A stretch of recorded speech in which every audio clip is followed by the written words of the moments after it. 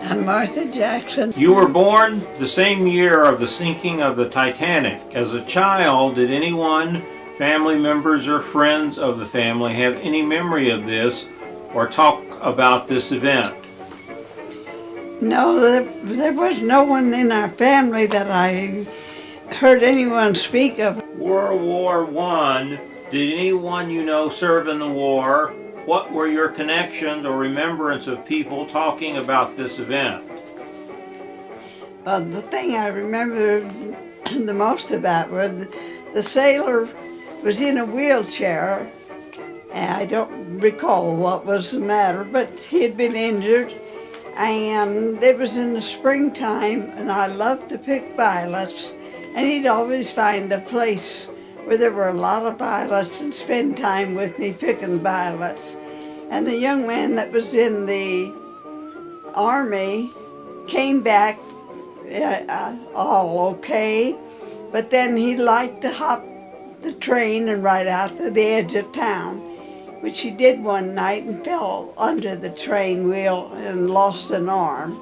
And they often talked about going through the war in Europe and coming back and losing his arm under the train. You have witnessed a period of time of horses and buggies to cars, trains, planes, and landing on the moon. What was this significant change been like for you? What are your thoughts in seeing such a rapid change, and what difference did it make in your life?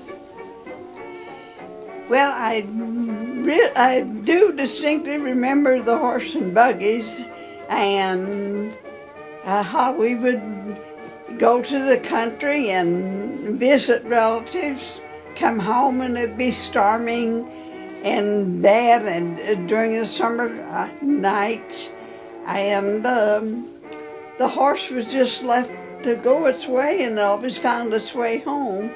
Same way when winter came, get out the sleigh and go for rides at night, which was a lot of fun. And I remember we got our first car. It was a Ford, and I thought it was just great, but my sister loved horses, and she just thought nothing could take the place of the horse. And planes we were rather used to because we lived close to Scott Air Base, and there were planes and balloons and things in the air all the time. And I've always wanted to ride in one.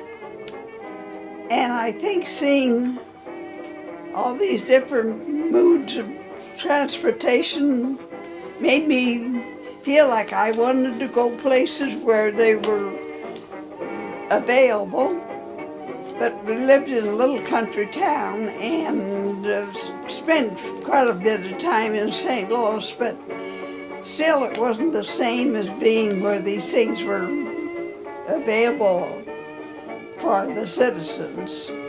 And I think one thing that made a big difference in my life was seeing people travel and everything, and this is what I was anxious to do. Do you recall when women got the vote? Did you see or know any suffragettes? What was it like before women were able to vote? What happened after they won the right to vote? Did anyone you know talk about it? No, I don't recall anything about the women getting to vote. Like I say, I lived in a little country town, and I don't think politics bothered the women. The men would always talk about what was going on and about who they'd vote for or anything, but I don't recall ever hearing the women talk about voting, and I don't remember any of them going to vote or saying anything about the chance for women to vote. What was it like growing up in the Roaring '20s? Did you learn to do the Charleston dance? Did you sneak into any bars or parties? Did you have a flapper dress? I guess I missed out on a big part of that because I did learn to do the Charleston. I like that dance. But as far as sneaking any bars or parties, we were, I guess, told, and by example too, never went into any bars. And they just didn't appeal to me, so it didn't bother me that these things were going on. And no, I didn't own a flapper dress. I did well to afford just a plain old dress. What was the time of Prohibition like? What were your experiences? Well, I think Prohibition was a big flop because they would say there was Prohibition, but there's nobody in our family that drank to excesses or anything, but I think there was in every family someone making either beer or wine, and they would have a small glass of beer, of wine, or a bottle of beer, but never to excess. And I didn't like either one, so it didn't make any difference to me. But I remember that we would go visit friends, and then they would leave with the bundle all wrapped up. When we got home and unwrapped it, then I seen it was a bottle of wine. Each one was sharing their wine with one another because it was different kinds. And I remember going to school, I had to pass 2 or 3 taverns, and remember the booze being poured out in the street and how terrible it smelled, and I just hated to go to school those mornings, but that would happen ever so often. What was life like in the Depression? Did the stock market crash affect any of your relatives or friends of the family? Did they talk about it? How did it impact your life? Well, the Depression really didn't do a lot of damage to most of our family, but I had several cousins who were married, and their husbands lost their jobs, and it was up to their mothers and dads of both the couple to help with their family. And in our family, it seemed like they had jobs such as a mail carrier and manager of grain elevator, and the type of work that just kept on. And the impact it had on my life was working for little or nothing, work 60 hours a week, and it'd be like 10 hours a day and 6 days a week, and get a paycheck of $10 at the end of the week. But with all of the people about my age, we were all making about the same amount, being waitress and just doing really labor. So we just took it for granted and made do with what we had, and it didn't, I guess, affect us. There was a lot of things we'd like to have done, but we just accepted the fact that we didn't have the money to do it, so we got along with what we had. What were you doing during the time of World War II? What were your thoughts and remembrances? What was the country like? How did people live during that time? Was it a sad time? What was it like when Pearl Harbor was bombed? Did you listen to the fireside chats? Did you discuss them? Well, during World War II, it was really different when it was time for the country needed help, it needed things. I think everyone pitched in. We felt a responsibility for keeping our country going. We bought bonds. Those that were working and could afford to get bonds, we saved and gathered scrap for ammunition and whatever was needed. When the call went out, it seemed like everybody was eager to help. And I don't think of it as a sad time. It was, to some extent, the fact that you knew someone that was killed or somebody that lost a loved one, and but I don't think anyone sat around and felt sorry for themselves. They were so busy trying to help one another, and they were good about helping their neighbors. I think the worst part of it was cutting up all these big houses and making them into light housekeeping rooms or sleeping rooms. Everybody was being crowded into a very little space because more people were coming into town to get work in the factories that were providing ammunition and everything needed for the army. But people on the whole got along very well. I listened to the fireside chat. But I don't know, I just guess I wasn't too impressed. I thought it was a good thing to hear the president speak of the things he thought we should accomplish. But as far as discussing him with anyone, I didn't have anyone to discuss them with. What was the McCarthy era like? Do you recall the blacklisting? Was anyone you knew accused of being un-American or a communist? What did they do? How were they treated? No, I have to admit I don't remember anything about the McCarthy era. I do recall reading in the paper something about the blacklisting, but it just wasn't anything that I was too interested in, so I didn't follow up on it. And I didn't know of anyone accused of being un-American or a communist.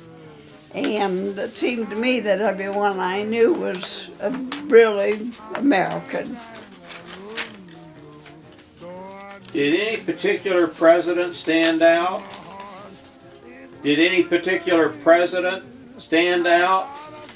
Well, I think President Truman did. I think probably the reason he stood out so was the fact that we wondered how he would end the war. And the way he brought things to an end was perhaps what maybe it was another president would have done, but he did it. And so I kind of thought he was pretty special, and I especially liked Mrs. Truman. And they were so different than the Roosevelts, which was probably a good thing at the time. And they just seemed to be part of the country, and I particularly liked him. What was the civil rights movement like, and how did it affect you? Well, I was glad to see it take hold of the country, and it felt like everybody should have the same rights. And I did hate to see people put down because of their color, or they might have come from some other country, and they were always being belittled. And I did not like that, and it always bothered me as a child, but I didn't know what to do about it. But during the civil rights movement, there wasn't a whole lot that I did, but I did take part in getting some changes later on in life. What was it like going to school? What was your school like? Going to school was very simple. You just got up in the morning and you went every day that you were able to go, and if you were sick, you just didn't stay home if you just didn't feel like going. But going to school for me was something I looked forward to. I loved school, I loved learning, and I went to school that was divided into 3 different rooms. And our teachers were very strict. But in every room it seemed like the teachers had their pets. I didn't happen to be a teacher's pet. I guess I didn't behave because I rebelled against certain things every once in a while, and I think you weren't very popular when you did that. And as a teenager, I was in high school, and I liked it, and I didn't like it. I liked school, but the fact that if you weren't we went to high school in a college town, and if you weren't planning on going to college, you just didn't get to take classes that you wanted to. I wanted to take, what was it? Another language, but they said I didn't need it if I wasn't going to college, but I wanted it because I had learned French as a small child, because I had an uncle in college who took French and he taught it to me. And I thought it was interesting to learn a foreign language, but they wouldn't allow me to do it. And that was the thing of it. If we weren't going to college, we were denied privileges that other college children did get. As a child, how far did you travel, and what was it that you traveled in? Well, I don't think I ever traveled too far. Probably 50 miles would have been the farther. Well, I guess I went a little farther than that. I went up to Springfield, Illinois. I visited an aunt and uncle that lived up there. And then we went by car on old mud roads. I remember riding through small towns on our way there when we'd get stuck in the ruts and have to get out and push the car. We'd go to St. Louis quite often, but we went there by train, and we used to go out the eastern part of Illinois, and we always went by train. We traveled by train quite a bit. But with the car, we drive to Springfield. That would be the farthest distance, was probably a little over 100 miles. But it would take us all day to get there, and we'd stay a couple of days and take us all day to get back home again. Do you know why your parents selected your name?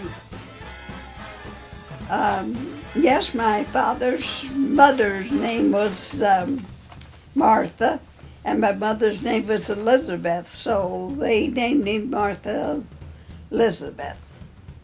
Did you have a nickname as a child? I was Marty. When and where were you born? I was born in Summerfield, Illinois, September the 5th, 1912.